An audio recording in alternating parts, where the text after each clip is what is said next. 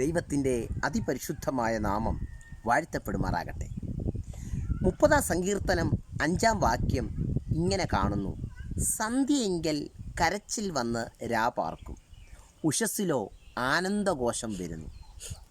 പ്രിയമുള്ളവരെ, സന്ധ്യയെങ്കിൽ പാർക്കാൻ വരുന്ന അതിഥികളെ പോലെയുള്ളൂ നമ്മുടെ കഷ്ടതകൾ, നമ്മുടെ വേദനകൾ, നമ്മുടെ നിരാശകൾ. എന്നാൽ നിലനിൽക്കുന്ന ആനന്ദഘോഷം നമുക്ക് നൽകുവാൻ യേശു വിശ്വസ്തനാണ്. ശ്രദ്ധിച്ചേ, നയീനിലെ വിധവയുടെ സകല സാധ്യതകളും അവൾക്ക് നഷ്ടമായപ്പോൾ, അവളുടെ ഏക മകൻ മരിച്ചു കഴിഞ്ഞ് ഇനി പ്രതീക്ഷയ്ക്ക് വകയില്ല, ഇനി അവനെ ജീവനോടെ ലഭിക്കുമെന്ന് അവൾക്ക് തോന്നാത്ത സാഹചര്യത്തിൽ യേശു അവളുടെ സന്ധ്യയെങ്കിലെ കരച്ചിലിനെ ആനന്ദഘോഷമായി മാറത്തക്കവണ്ണം അവളുടെ മരിച്ച മകനെ ജീവനോടെ മടക്കിക്കൊടുത്തു.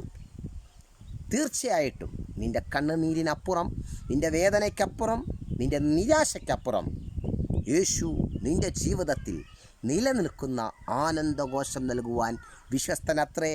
കത്തിമുന കൊണ്ട് കുത്തിക്കീറുന്ന ജീവിത സാഹചര്യങ്ങളിലൂടെ നീ കടന്നു പോകുന്നെങ്കിലും ഒരു കാര്യം ഓർത്തുകൊള്ളുക, നിനക്ക് വേണ്ടി ഒരു സന്തോഷം വാതിക്കൽ വെയിറ്റിംഗ് ആണ്. God bless you. ആമേൻ.